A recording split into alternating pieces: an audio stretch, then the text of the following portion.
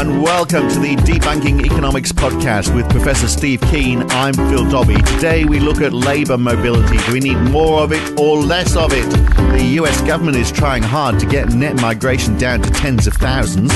President Trump is, of course, building a wall to keep the Mexicans out. And Scott Morrison, who's Australia's latest Prime Minister, is looking for a plan to get migrants to settle outside capital cities, exactly where the jobs aren't. Generally, it seems many people take a dim view of migration. But is it good or bad for the economy? Does it need to be controlled? Are open borders reckless? Or are there benefits of a planet perhaps with complete labour mobility? That's today on the Debunking Economics podcast. So do migrants become a burden on taxpayers, or do they add to the productivity of a nation? If there was room, if people from poor countries move to rich countries, then some reckon that the world GDP would double. I mean, it would be a bit crowded, property would be bloody expensive, but on paper at least, the economy would grow. That is never going to happen, of course. One of the reasons so many people voted for Brexit was because they wanted to take control of our borders, just as John Howard said in Australia all those years ago, that we'll decide who comes here and the circumstances in which they come. And the world seems now even more concerned with reducing labour mobility rather than encouraging it. So, Steve, is this a good thing, reducing labour mobility, or is it a bit of a step backwards? I'm actually in favour of it being less mobility, but understanding why the mobility is actually happening. Because, if you have a plentiful supply of workers of any sort coming into an economy, it's going to affect the bargaining power of workers. It's going to be something which reduces their capacity to bargain. So you think it does drive wages down? I think there's validity to the argument. Has that happened though? I mean, if the it doesn't look like it's happened in the UK. We're not. Well, I guess we've seen wages stagnate since the global financial crisis. But that's not a period when we've seen significant increase in migration to the UK. It actually was, before the global financial crisis when wages were going up. Yeah, but I think the whole extent to which you've got a global labour force competing with itself has been to the benefit of the people at the top rather than down at the bottom. So there's far more mobility of, capitalism, but in terms of monetary capital is by far the most mobile thing you can have. You can transfer money almost instantaneously.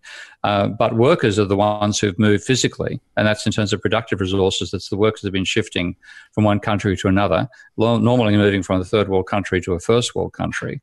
And that has effectively been part of why workers have gone backwards in bargaining power over where they were in the 50s and 60s. Yeah. There was less migration and more of a national workforce, and the organisation of the workforce through unions as well, which have also been abolished. But isn't it more? That's more to do with the power of the unions rather than the number of people from overseas, isn't it? I mean, if there was the right regulations in place that said, look, if there's no jobs, you can't come here, then presumably people wouldn't, if they couldn't get easy access to welfare, then presumably they wouldn't come here. So then it's going to be self-regulating to an extent, isn't it? You're just going to make sure you've got not when you've got the push factor at the other side. I mean, if you're worried about being a victim of, violence, a Tamil victim of violence, state violence in Sri Lanka, you're going to leave you're going to leave on the hope and a prayer rather than, there's no jobs over there, I won't try. And equally, if you're a climate refugee in Syria, when apparently a large part of the internal movements in Syria have been due to declining rainfalls and declining water supplies for farming. They've got more to worry about than that, though. I think it's more than they're being bombed. They then get bombed out of the cities and they then migrate to the west. So we're suffering a large amount of series of breakdowns. And even though, in general, I'm in favour of refugee resettlement, but in favour of free movement of labour for the sake of looking for a job somewhere else. Now, I'm not in favour of that because it's actually effectively weakened the bargaining power of workers. It's made a global market in labour in a way that you don't quite have a global market in terms of industrial productivity. The industries.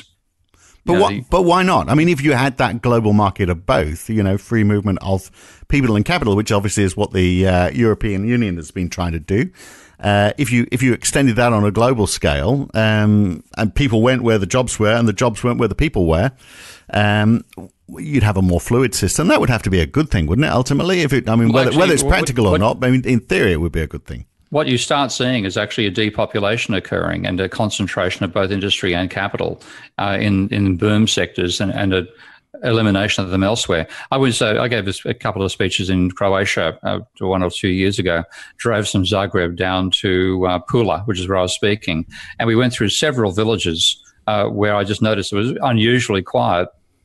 And my driver and companion said, "Oh, there's nobody living here anymore. They've all migrated to the European Union, or migrated to the cities as well." And what it meant was, of course, everything was decaying. There's nobody living there, nobody investing there, nobody maintaining anything, and the places are actually falling into a state of decay. So in some ways, you want to have a dispersal. You don't want to necessarily have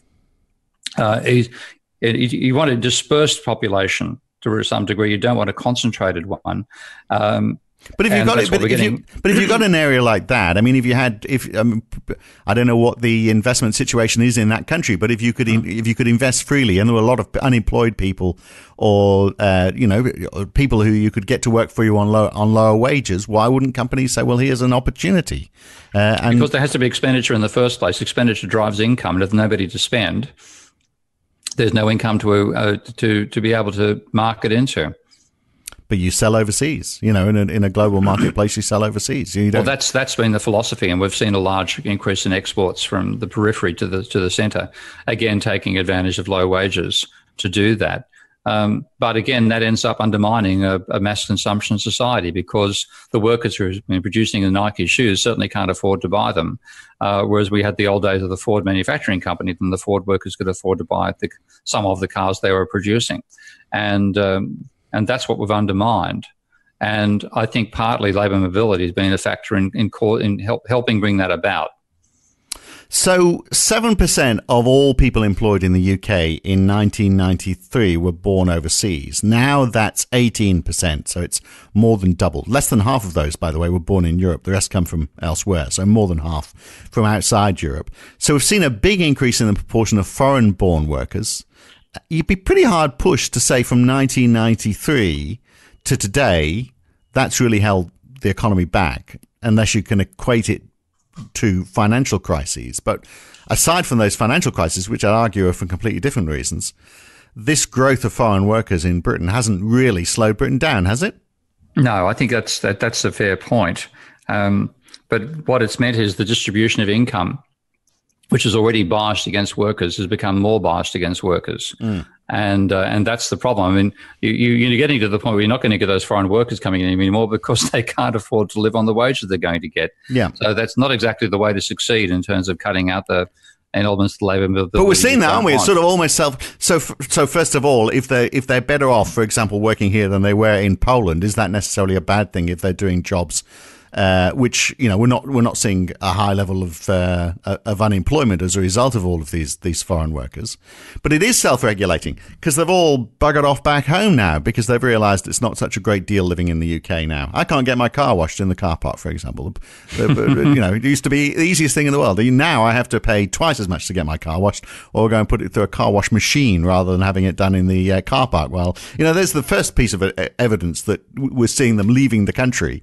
And to me, that's sort of like, well, okay, so they've got to, they were obviously here because they believe it was worthwhile being here. They're not here anymore. They're worse off. I'm worse off. Who's won in this situation? Yeah, that's what I think. What we should have been doing is focusing upon and building our industrial capacity, not getting cheap labour. Yeah, and I agree with that. I did always feel guilty, by the way, that I was paying them, but they were being, asking a pittance to clean a car. And I found I had a Russian cleaner in my flat in Waterloo, and I was paying her. I was supposed to pay her £7 an hour. I paid more than that. I couldn't understand how anybody could survive on that amount of money on a weekly basis in London. That's less than £300 a week, working 40 hours. So it's you look at it and think this is not sustainable, and yet it's part of the wage system we're paying. And what you're not doing in the meantime is investing in your capacity because you've got cheap labour. And there's a very strong argument, actually, when you look back at the time of the industrialisation of England, in particular in Scotland, where a lot of the Industrial Revolution began in Scotland. Why did it happen there? It ended up being because the price of labour was so high relative to the cost of building a machine like a spinning jenny, that it was worth somebody's while to come along with the invention of the spinning jenny to reduce the labour costs, but in the process increase the productivity of the country. But if you look at what's happening in France, given the low cost of labour at the time in France, there was no advantage in bringing in something like the spinning jenny.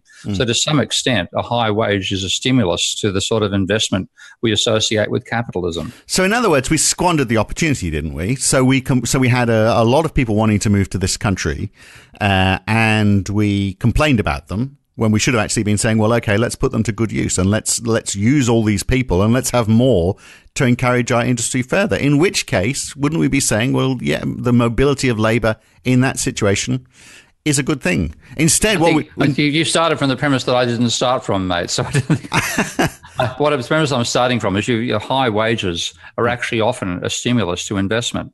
Yeah. And with a low standard of living for workers, then you're willing to stay with a defunct technology because you're making a large amount out of the workers. And the worst example of this is actually South America, where when you just remember so it stops investment, is your point? It stops investment. And of course, if you're getting a huge surplus out of your workers, why bother investing?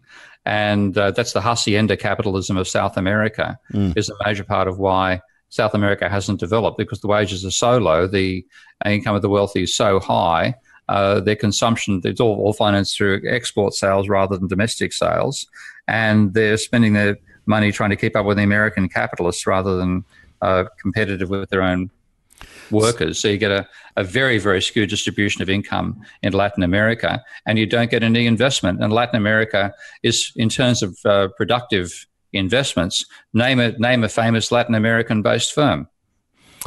Yeah, I can't think of that one. Perhaps because there aren't any. So the issue is then that we're accepting people working on too low a wage, whereas the argument that's often given, isn't it, certainly in the tabloids, is, well, these people are coming over here and they're claiming benefits, which just to put them right on that.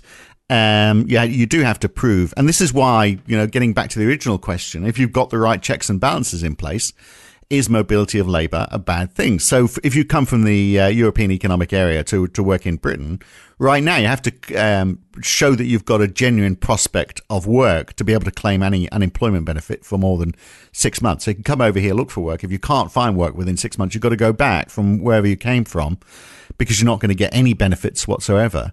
The number of people claiming benefits in this country from the European Economic Area is 120,000 out of nearly 900,000 benefit claims. Just to give that some perspective, in 1986, when we had hardly any EU migrants, unemployment claims were close to 3 million. 120,000 from European Economic Area migrants. So that's not the issue, is it? The issue is the one you've touched on, is the fact that they're working too bloody cheap, and so they're not incentivizing businesses to progress forward in any way. Yeah, and we focus upon, in some ways, the distribution of income now, not looking at what's actually happening with the level of investment, which gives you the rate of change of that income over time. So does that apply as well in Australia then, where we had workers in mining communities? There weren't enough locals to do the jobs in mining communities, but also in farming communities. So the 457, the famous 457 visa in Australia, which has been quite contentious. There's about 200,000 of them issued each year for people to come in, do the jobs that they can't find local people to do on very low wages, and then fly back home again with their money, which seems a bit crazy to me. Rather, before they have a chance to spend it, they've got to go off. That's all because they're working on the cheap. So you'd see that as being a problem as well. Yeah, and again, you then don't intend to end up investing in your own skill base. You don't train local workers to provide the skill capacity domestically, and you therefore end up with a less productive society over time. And as you said, part of the wage money as well as part of the profit money goes overseas anyway. But these are jobs that local people wouldn't do because the society has progressed and expectations are so much greater that people don't want to pick fruit or chip away at a mine. So that's why they're bringing in people from overseas. That's the argument behind it, isn't it? And there's some validity to it in terms of the picking fruit thing, without a doubt. But yeah, to me, it's again focusing on a class struggle between workers and capitalists, rather than saying what's going to give us a higher level of investment and share the increased physical productivity around, which we're just not doing. We end up being a competition over what's available right now, rather than expanding that capability over time. I'm not saying I disagree with you, but I'm just giving you a few examples here. So okay. let me give you another one. We've got a shortage of NHS doctors. We've got a visa cap system because we feel we need to cap the number of migrants. I'm not quite sure why, if there's jobs here for them and they pay their taxes. Do we? You know, my question is to you: Do we care how many if they're working? But in the case of NHS doctors, we haven't got enough of them now. So the NHS is struggling. The easiest solution to that is, well, we'll just have more of them, which is actually what we're doing. We're saying, well, okay, when it comes to doctors, we'll abolish that visa cap. We'll make an exception to them. So where we are trying to control migration numbers, we don't seem to be very successful at it, because we suddenly discover that we need these people. And it's also, well, it's rather crazy having a shortage of doctors in an advanced country. But that's what we have in the UK. And, partly I look at the salaries doctors earn, and I think they're a lot less than I expected them to be, having come from an Australian background where doctors do quite nicely, thanks very much. That what doctors earn in the NHS is actually quite an embarrassingly low salary given the training they've got to go through. So in that situation, it's discouraging people to train domestically, but of course those same salaries can look attractive from a third world country perspective. And you end up having less training needed domestically, and you take people who are trained in a foreign country, supposedly for the benefit of its own people, and they then go overseas. So you're denuding the third world of skills and underpaying the development of those skills in the first world at the same time. So what would you have happen? You think the situation where we are, like, for example, this government is trying to say, well, we want, I think it's 250,000 as the net migration figure into the UK. Policies like that are the right policy. You put a number on it, and that would then encourage people to develop work for local people within the country, which might increase salaries, but that's not a bad thing, because obviously that helps the economy go around.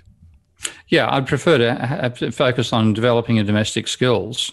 And I was a great fan of the migration that occurred in Australia from the 50s and 60s on, because it built the Snowy Mountain scheme, a very boring country into a rather more interesting one. Yeah. But when you again look at the population overload that most countries have right now in terms of the sustainability of their ecology, then that itself is a major argument against letting more population transfers occur. The trouble is virtually every part of the planet these days has got an ecological overload. The only countries that don't are places like New Zealand and Uruguay. So it's you look at it and thinking we're creating more problems for ourselves this way than we're solving. But if we had open borders with the caveat that you can't move without a job, if that was the norm around the world, okay, there might not be anybody left in Syria, but there's not going to be anyone left in Syria pretty soon anyway.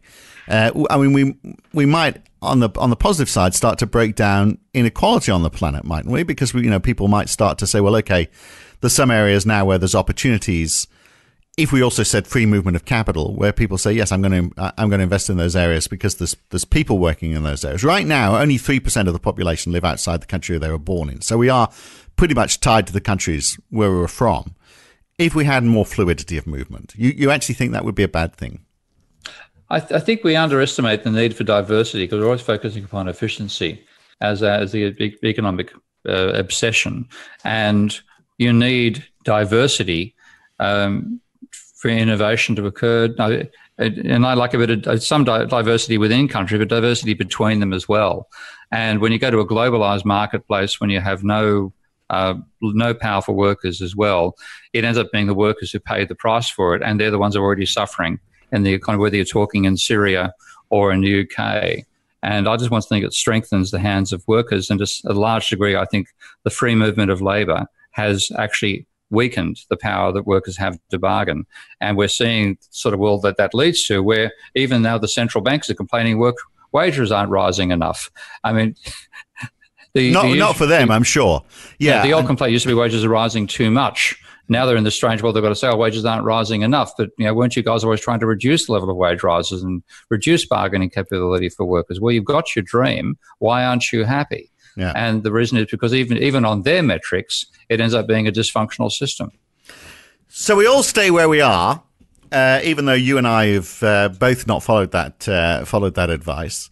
By moving to different countries. I mean, do you think you should have been able to move to the UK, for example? Do you think, are you saying mobility is all right so long as it's for me but not for everybody else?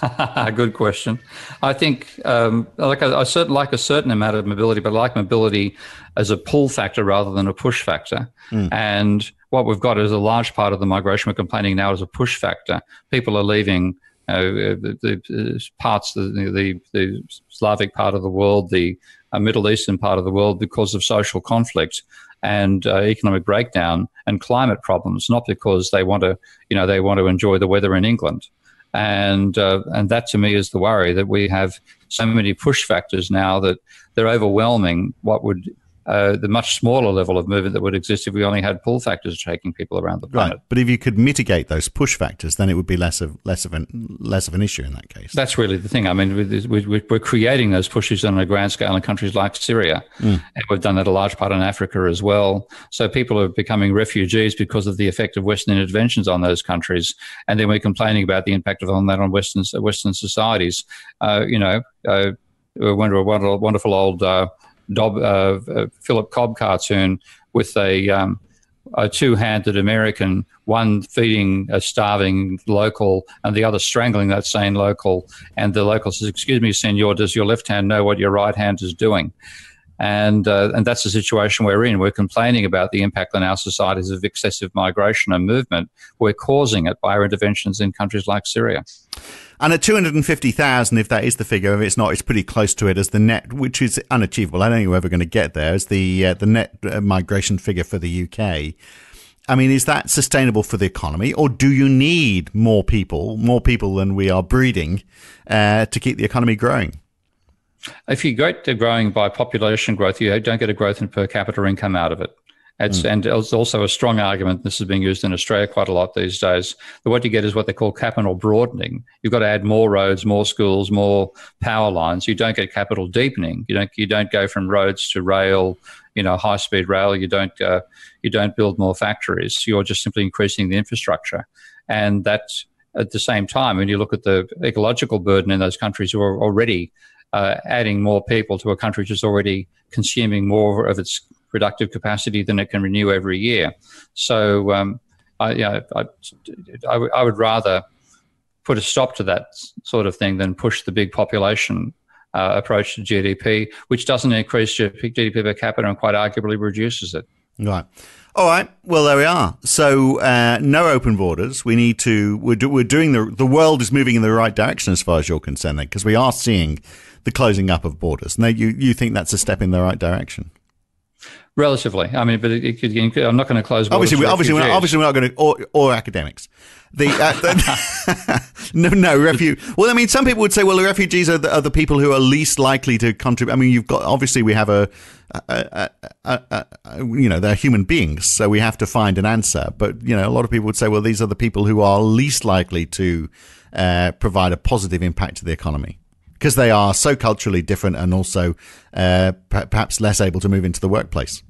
Well, they're often the ones who actually are most industrious and most venture capitalist inclined, as well, as we saw in Australia. Yeah, and bring in new industries because they're going to have, they've got to produce products for a local clientele. And hey, we end up finding us enjoy Lebanese and Asian food.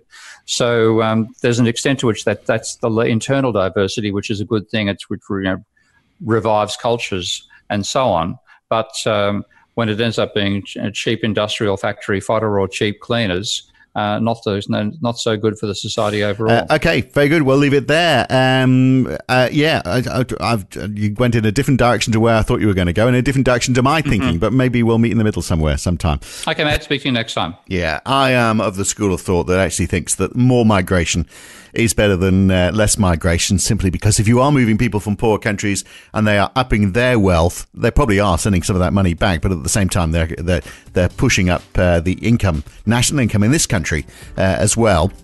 and obviously becoming a market for goods and services as well. But like anything, there's no hard and fast answer, and it's all a question of to what extent, isn't it really? Certainly the idea from Scott Morrison in Australia is a bit... the idea that you actually set up migrants to fail by ensuring that they live in places where there's just no jobs. That just seems a little bit crazy, doesn't it, really? Okay, Sydney's overcrowded, but there's always Brisbane and Melbourne and Perth and Adelaide, where there's at least some hope of getting a job. That's it this time. Next time, we're going to look at income inequality. How do we reduce it, and how much is it holding back the economy? That's next time on the Debunking Economics podcast with Professor Steve Keen. I'm Phil Dobbie. Thanks for listening. I'll see you then.